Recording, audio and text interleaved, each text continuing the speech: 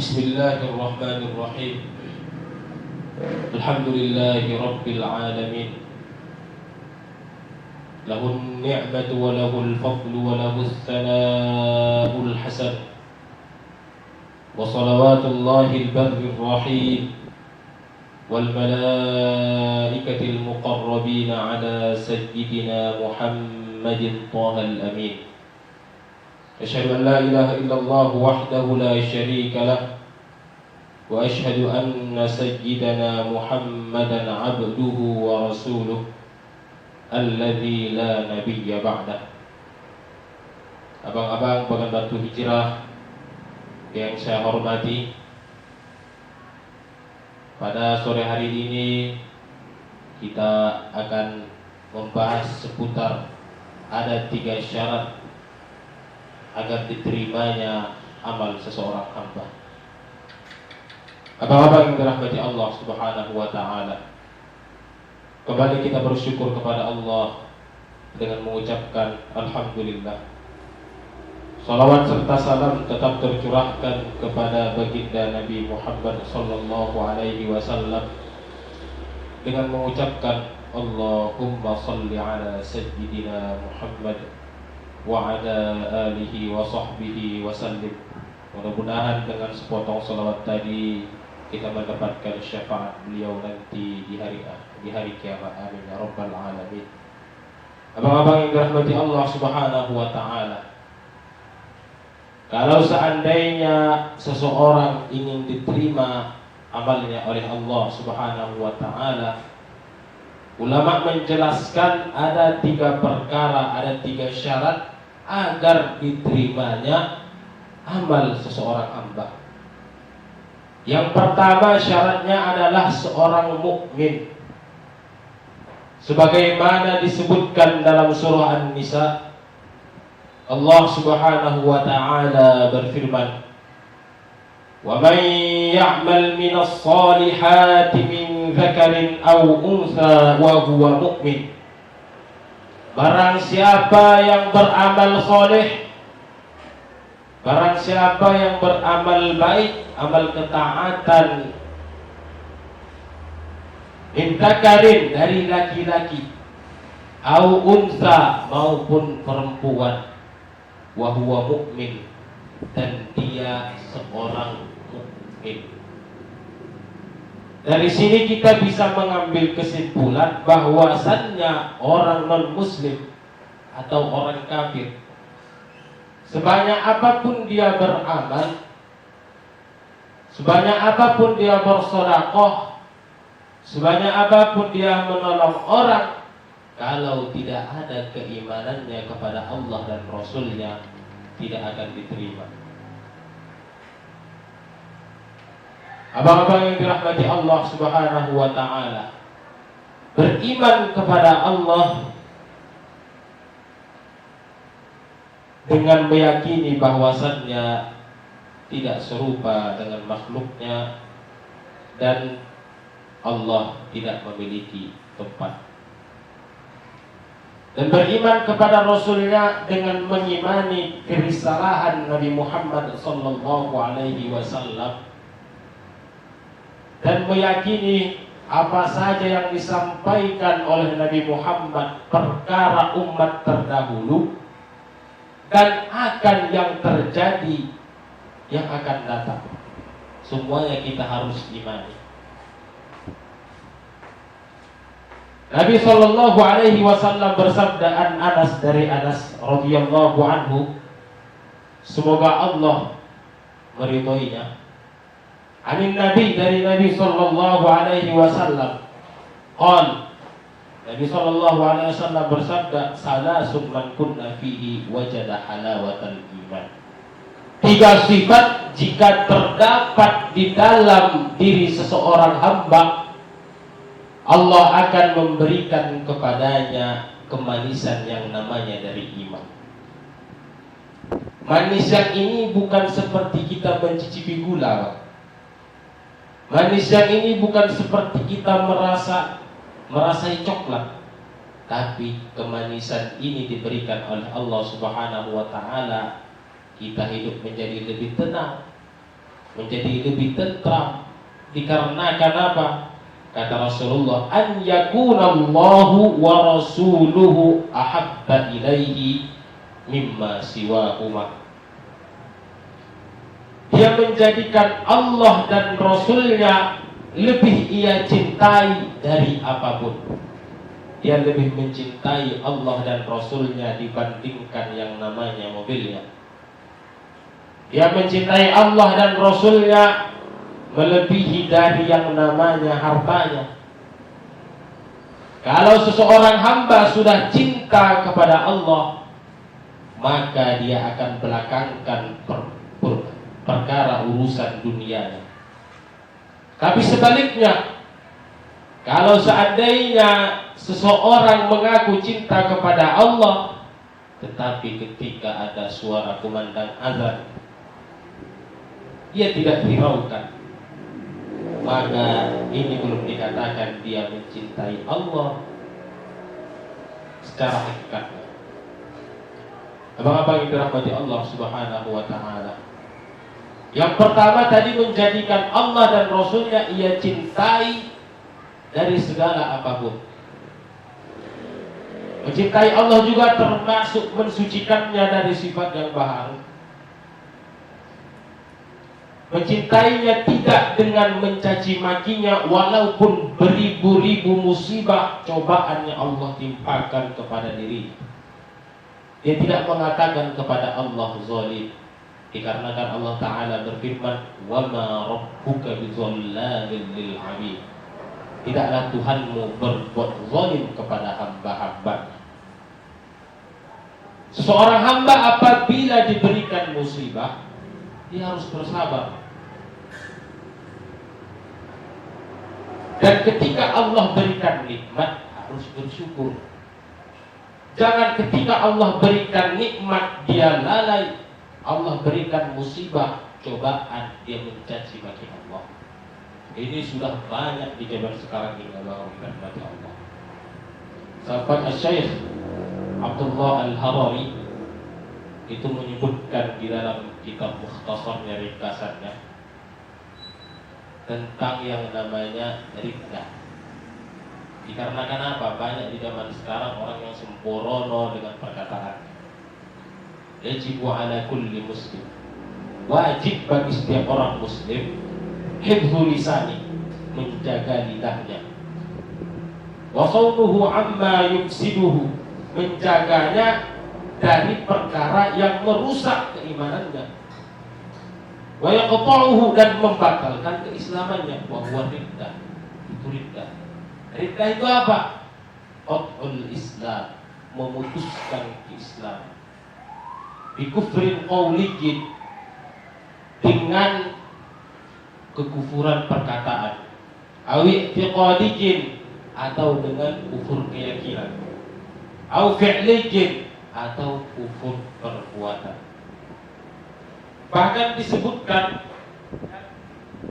kata Syekh Abdullah Al-Harari, beliau menukil dari perkataan Al-Imam An-Nawawi, wa qad kathura fi hadzal zaman, telah banyak di zaman sekarang ini, di masa ini, at-tasahulu fil kalam, sembrono dalam berbicara.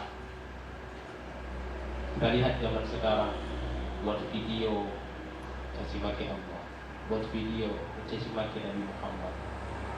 Dia menyangka dirinya masih Islam, tetapi perkataannya sudah mengeluarkan keislaman, walaupun dia masih menyangka dirinya masih Islam.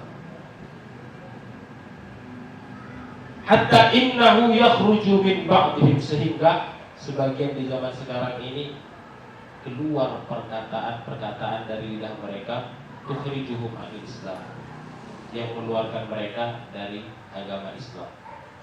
Ibnu Mas'ud radhiyallahu anhu dulu pernah berbicara langsung dengan lidahnya, ditariknya, kemudian berbicara. Kalau kita bisa, Pak? Tak bisa. Kemudian Ibnu Mas'ud mengatakan apa? Ya lisan, wahai lidah, kul khairan taghram, katakanlah yang baik agar engkau beruntung. Wasbut an syarrin taslam. Diamlah dari perkataan buruk, diamlah dari perkataan dosa, diamlah dari perkataan yang mana syariat melarang perkataan itu, agar kamu selamat. Min qabli an tandam, sebelum menyesal. Terkadang di zaman sekarang ini mungkin mereka menyangka api neraka itu hanya cerita fiktif, ataupun azab kubur itu orang itu hanya menyangka cerita belaka. Tapi ketika sudah nanti merasakan yang namanya mati baru dimasukkan ke dalam kubur, barulah dia merasakannya. Kalau sekarang, tafadhol, silahkan. Mau berkata dosa, mau berkata maksiat, itulah pesan malaikat Jibril datang kepada Nabi Muhammad agar disampaikan kepada umat. Isma syi'ta fa innaka mayyit. Hiduplah sesukamu, sesungguhnya engkau akan menjadi mayat, menjadi bangkai. Mau menjadi pengedar narkoba, mau menjadi penjudi, minum khamar, penzina, silakan. Tapi ingat, kamu akan menjadi bangkai. Wa ahbib ma syi'ta fa innaka mafariquh. Terserah cintai apa saja. Kau cinta dengan hartamu, mobilmu, bajumu, tanahmu, uangmu, sesungguhnya engkau akan berpisah dari hartamu itu. Wa'mal ma syi'ta fa innaka majziyun bih. Kerjakanlah sesukamu. Berbuat zina, merampok, mencaci maki orang, mencaci ulama, mencaci kitab Allah, mencaci maki Allah dan para nabinya, ataupun mencaci para sahabat, silahkan. Tapi apa? Fa innaka majziyun bih. Setiap yang kau kerjakan itu pasti akan ada balasannya. Abang-abang kita kepada Allah Subhanahu wa taala. Kemudian perkara yang kedua, yang seandainya dimiliki seorang hamba, Allah akan memberikan kemanisan keimanan, yaitu wa an yuhibbal mar'a la yuhibbuhu illa lillahi ta'ala. Seorang hamba mencintai saudaranya karena Allah. Dia mencintai si fulan bukan agar memanfaatkan hartanya. Terkadang ada orang berkawan, Pak, cuman ketika senang. Pas si fulan ada duit, saudara, ada dia, kawan. Tapi ketika sudah tidak berduit lagi, tidak ada lagi pertemanan. Tapi kata Nabi, seorang hamba mencintai saudara muslimnya karena Allah, Allah akan memberikan kemanisan keimanan pada dirinya. Kemudian perkara yang ketiga, wa ayyakraha an ya'uda fil kufri. Seseorang membenci dari tergelincirnya ke dalam kekufuran. Sebagaimana tadi sudah kita bilang, kufur itu ada tiga. Ada disebabkan karena lidah, ada disebabkan karena keyakinan, ada disebabkan karena perbuatan. Disebabkan lidah, contohnya dia mengatakan Allah punya anak, a'udzubillah. Dia mengatakan katanya Allah duduk di atas arsy. Dia mengatakan bahwasannya Allah di mana-mana, a'udzubillah. Ataupun dia mengatakan Allah lemah, a'udzubillah. Ataupun dia mengatakan Nabi Muhammad katanya hanya memuaskan hawa nafsunya dengan istri banyak, a'udzubillah. Ini kufur perkataan yang semestinya bagi setiap manusia untuk menghindarinya. Yang kedua ada namanya kufur keyakinan. Seperti orang meyakini Allah duduk di atas langit. Seperti orang yang meyakini Allah memiliki anggota badan. Seperti orang yang meyakini bahwasannya Allah punya tangan, punya kaki, punya telinga. Ini keyakinan yang bisa membatalkan keislaman seorang muslim. Perkara yang ketiga, kufur yang ketiga yaitu kufur perbuatan. Yaitu contohnya seperti memijak Al-Quran.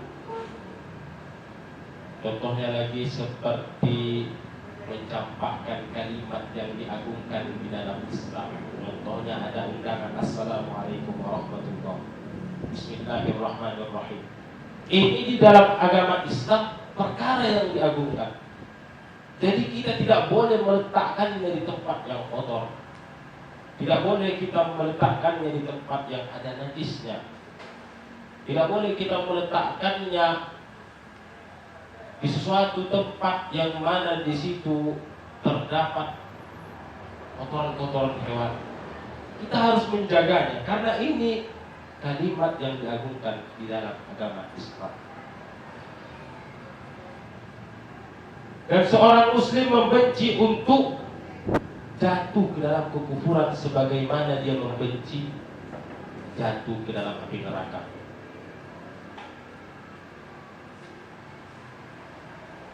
Jadi kata Rasulullah, perkara yang pertama agar seorang muslim mendapatkan kemanisan keimanan, mencintai Allah dan Rasulnya melebihi cintanya dari sesuatu apapun. Yang kedua, mencintai seorang muslim karena Allah, tidak mengharapkan apa-apa. Bertemu karena Allah, berpisah karena Allah. Yang ketiga tadi, dia membenci jatuh ke dalam kekufuran sebagaimana dia benci tidak mau masuk ke dalam api neraka. Syarat yang pertama tadi sudah kita bilang, abang-abang dan kakak-kakak, bahwasannya syarat agar ibadah amal soleh seorang hamba diterima seorang mukmin. Yang kedua, sesuai dengan tuntunan syariat Islam. Contohnya sholat ataupun berwudu. Kata ulama apa? Wa kullu min ghairi ilmin ya'mal. Setiap perkara amal baik tanpa didasari dengan pengetahuan dalam ibadah itu, amaluhu mardudatun. Amalnya ditolak. Mengapa bisa begitu?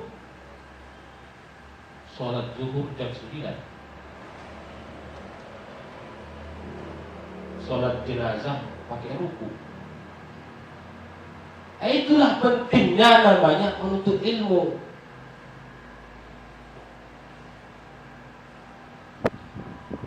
Ketika kita ingin melaksanakan sholat, kita harus tahu apa saja syarat sholat, rukun sholat, apa saja sunnah-sunnah sholat, apa saja yang bisa membatalkan sholat. Ini didapati bukan dengan nengok Google, Allah Subhanahu wa ta'ala, tetapi didapati dengan belajar kepada guru-guru yang terpercaya, yang bisa dipegang perkataan. Kata Ibnu Sirin, inna hadzal ilma dinun, anzuru amman ta'khuduna dinakum. Sesungguhnya ilmu yang kita tuntut ini, yang kita cari ini ilmu agama. Fanzuru amman ta'khuduna dinakum. Coba perhatikan kepada siapa kalian menuntutnya, mengambilnya. Kalau kita salah nanti mencari guru, ikut sesat. Kami cakapnya seperti yang terjadi di Pulau Jawa. Kami cakapnya Mama Gufron. Banyak pengikutnya. Karena kenapa? Tidak tahu dia kepada siapa menuntut ilmu agama.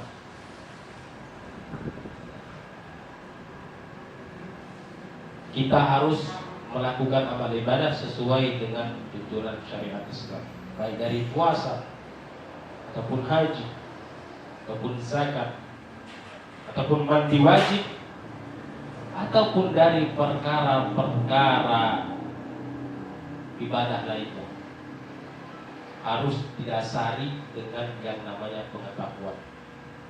Sedangkan kita ingin membolong Honda kereta, Kita harus ada pengetahuan tentang itu.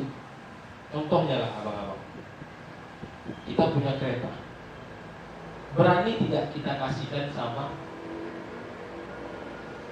yang tukang sate? Pak, bolongkan kereta, setang jadi ban, kan jadi setang. Itulah perkara dunia saja perlu yang namanya pengetahuan, apalagi perkara agama yang datangnya dari wahyu dari Allah disampaikan kepada Nabi Muhammad SAW.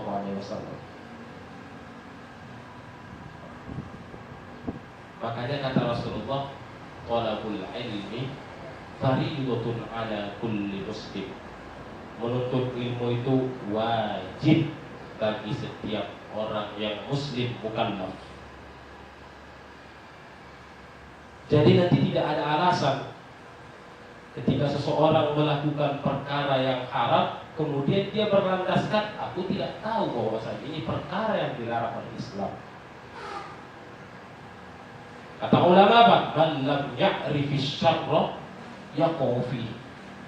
Barang siapa yang tidak mengetahui keburukan, tidak mengetahui kemaksiatan, bahwasanya perbuatan itu yang dilarang oleh Islam, tapi masih dia lakukan, yaqau fi, maka dia tetap terjatuh pada itu, terjatuh pada dosa.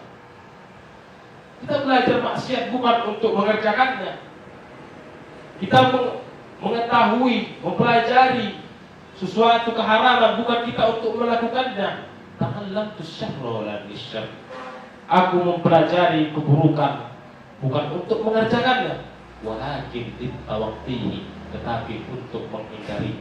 Contohnya, kita nampak di depan ada lubang begitu besar. Kita sudah tahu, apakah kita lewati masuk? Tidak. Begitulah perumpamaannya kita mempelajari yang namanya keburukan. Kita pelajari contohnya tentang zina, tentang mencuri, tentang kekufuran, ataupun yang lainnya dari perkara dosa. Kita bukan ingin melakukannya, bukan untuk mengamalkannya, tetapi untuk menghindarinya. Abang-abang dan kakak yang dirahmati Allah Subhanahu wa ta'ala. Kemudian, seandainya amal seorang hamba ingin diterima oleh Allah, yang ketiga, ikhlas, memurnikan niat, tidak mencampurkan niat dengan yang namanya sanjungan manusia, memurnikan niat dari yang namanya pujian manusia. Ikhlas. Pada suatu hari Rasulullah SAW pernah didatangi seorang laki-laki. Ya Rasulullah, wahai Rasulullah, ada seorang laki-laki, dia berperang, dia mengharapkan ridha Allah dan mengharapkan pujian manusia. Datang kata Rasulullah SAW, la syai'alah, tidak ada balasan sedikit pun darinya. Rasulullah mengulangi 3 kali, la syai'alah, tidak ada balasan bagi dia sedikit pun. Kemudian bersabdalah Rasulullah SAW, innallaha la yuqbal minal amal illa ma kana khalisan lah. Sesungguhnya Allah tidak menerima amal soleh kecuali ikhlas pada perbuatan itu. Inilah syarat ketiga, pengamal dirahmati Allah Subhanahu wa ta'ala. Syarat yang 3 ini harus dipenuhi seseorang hamba seandainya amalnya ingin diterima oleh Allah Subhanahu wa ta'ala. Yang pertama tadi, mukmin. Yang kedua, sesuai dengan tuntunan syariat Islam. Kemudian yang ketiga, ikhlas karena Allah Subhanahu wa ta'ala. Bapak yang dirahmati Allah Subhanahu wa ta'ala. Dan penting juga, ini saya ingatkan kepada diri saya dan kepada kita semua, bahwasannya laisa kullu kalamin yakhturu fi balina natakallamu bih. Tidak semua perkataan yang terlintas di dalam hati kita ataupun yang terlewat di dalam HP, di dalam TV, kita ambil kemudian kita ucapkan. Tidak, agama tidak seperti itu.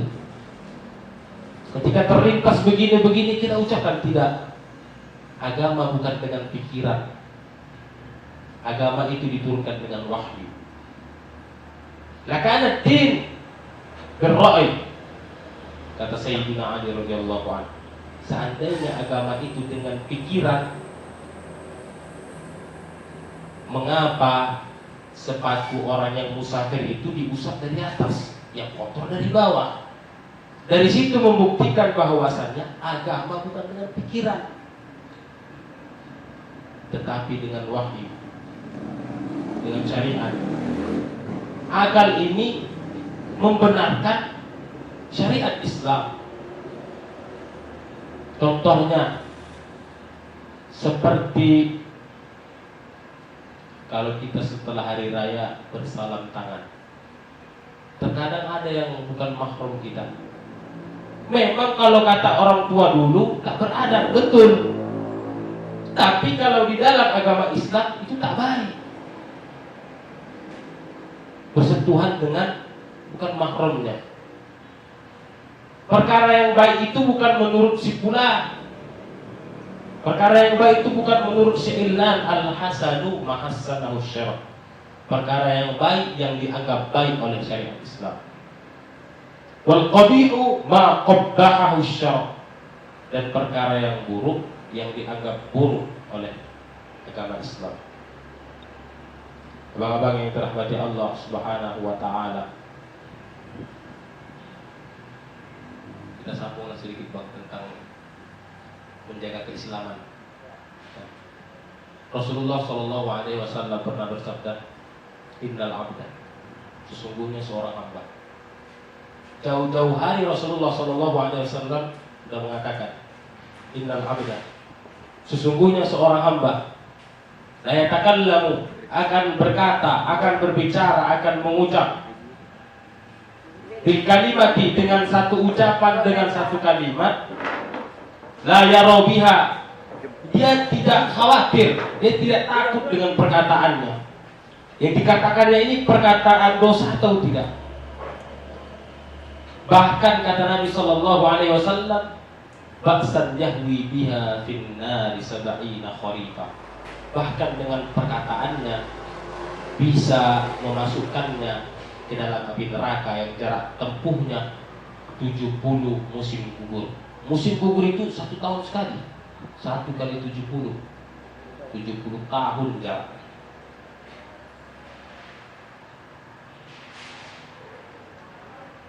Kalau orang sudah mati dalam keadaan non-muslim, itu di dalam neraka selama-lamanya. Kalau dalam bahasa Al-Qur'annya khalidina fiha, kekal selama-lamanya. Al-khulud dalam bahasa Arab, selama-lamanya bukan 60 tahun. Selama-lamanya itu bukan 100 tahun. Tidak ada penghabisannya. Jangankan diistirahatkan, diringankan pun tak ada dari azabnya. La yukhaffafu anhumul azab. Tidak diringankan bagi mereka azab dari Allah Subhanahu wa taala. Diriwayatkan makanan orang penduduk neraka itu ada namanya buah zakum. Buah zakum itu berduri. Ketika dimakan nyangkut di tenggorokan. Mereka pun minta minum kepada malaikat, diberilah nana. A'udzubillah. Kalau kita dengar cerita-cerita tentang api neraka, tentang azab kubur, itu akan takut hati kita. Di majelis ini, tapi terkadang setelah bubar dari majelis, ya tidak ada. Aib orang lain diceritakannya, ataupun masih mau berburuk sangka kepada seorang muslim, masih mau berbuat ria. Melakukan amal kebaikan hanya mengharapkan pujian manusia. Kata Nabi Shallallahu Alaihi Wasallam, ittaqur riya. Takutlah kalian kepada riya, jauhi riya. Fa innahu syirkul asghar. Sungguhnya riya, melakukan amal kebaikan mengharapkan pujian manusia itu syirik kecil. Maksudnya bukan mengeluarkan seorang muslim dari Islam, tapi dosa besar. Riya, ikhlas, husnuzan, itu semua amalan hati yang terdapat di dalam hati. Jadi kita tidak boleh ketika melihat seorang sholat kata, itu riya itu. Itu hanya mengharapkan pujian cewek-cewek itu, jadi tengok mantap. Itu amalan hati yang mengetahuinya hanya Allah. Jadi kita nggak boleh memvonis seorang, oh si fulan ini sombong, oh si fulan ini riya, oh si fulan ini gini. Innallaha alimun bidzatish sudur. Sesungguhnya Allah Subhanahu wa taala yang mengetahui isi hati. Kau hanya makhluk, tugas kau hanya beribadah kepada Allah Subhanahu wa taala. Tak perlu kau mencari kesalahan orang lain agar terlihat dirimu mulia. Tak perlu kau mencari dosa orang lain agar terlihat kau lebih tinggi. Tapi introspeksi diri. Kebaikanmu apakah sudah mengungguli dari keburukanmu? Apakah sebaliknya? Rupanya maksiatmu lebih banyak dibandingkan kebaikanmu. Seandainya seorang mukmin umurnya sudah 40 tahun, tapi kebaikannya belum unggul dari kebaikannya, mencurinya lebih banyak dibandingkan sholatnya, ghibahnya lebih banyak dibandingkan sedekahnya, zinanya lebih banyak dibandingkan puasanya. Kata Nabi Shallallahu Alaihi Wasallam, "Falyatajahhaz maq'adahu finnar." Maka siap-siaplah bahwasanya tempat yang akan dia tinggali adalah api neraka. Api neraka itu gak ada bandingannya dengan api dunia. Api banci saja kalau kena, terus Allah terkejut semua. Api neraka itu dipanaskan 1000 tahun namanya. Uqidatin nar al-fasanah hatta marrat. Api neraka itu dipanaskan selama 1000 tahun sampai merah. Wa al-fasanah hatta swaddat. 1000 tahun lagi dipanasi sampai berwarna hitam. Wa al-fasanah hatta biyaddat. 1000 tahun lagi dipanaskan menjadi warna putih. Wa al-fasanah, dan 1000 tahun lagi dipanaskan menjadi hitam bergejolak-jolak. Itulah nanti yang diberikan kepada orang kafir dan orang-orang muslim dari pelaku dosa. Jadi neraka ini bukan main-main. Api rokok aja terpijak lompat, apalagi api neraka. Abang-abang, kakak-kakak yang dirahmati Allah Subhanahu wa taala. Jadi kesimpulannya pada sore yang penuh keberkahan ini, janganlah pernah bosan untuk yang namanya menuntut ilmu dimanapun kita berada. Menuntut ilmu itu bukan untuk pintar. Menuntut ilmu itu bukan supaya jadi ustaz. Menuntut ilmu agama itu bukan supaya jadi kiai. Menuntut ilmu itu bukan supaya jadi presiden ataupun menjadi pejabat. Menuntut ilmu cuma satu tujuan, untuk bertakwa kepada Allah Subhanahu wa taala. Itu tujuan utama menuntut ilmu agama. Dikarenakan kita sudah tahu kita diciptakan untuk apa? Beribadah.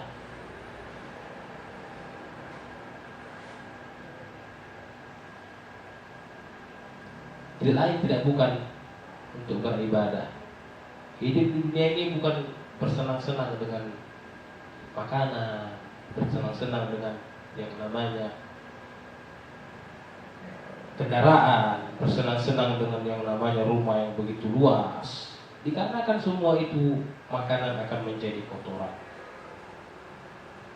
baju akan dicampakkan ke lubang sampah. Semua itu akan dia tinggalkan, dan kita akan diantarkan ke pemakaman.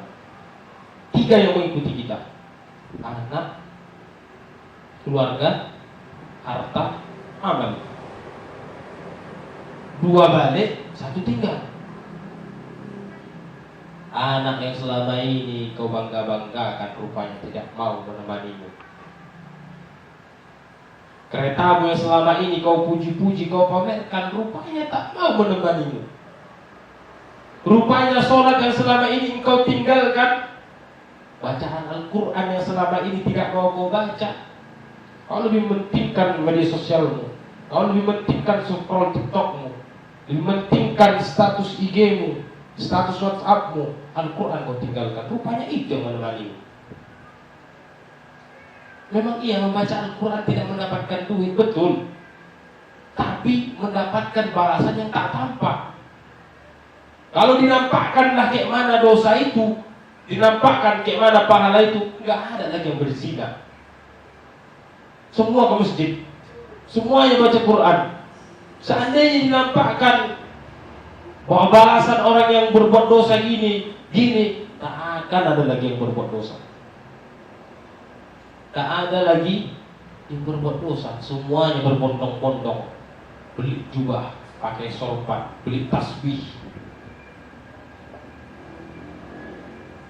Itulah dia bahwa kita bagi Allah Subhanahu wa taala. Masuk ke kuburan, disebutkan dalam hadis Nabi itu, idza qubira al-mayyit. Seandainya seorang mayat sudah dikuburkan, atahu malakani aswadani azraqan. Dia akan didatangi 2 malaikat yang mana namanya Munkar dan Nakir. Malaikat Munkar dan Nakir ini kasar, sampai Nabi Muhammad SAW mensifatinya hitam kebiru-biruan. Allah.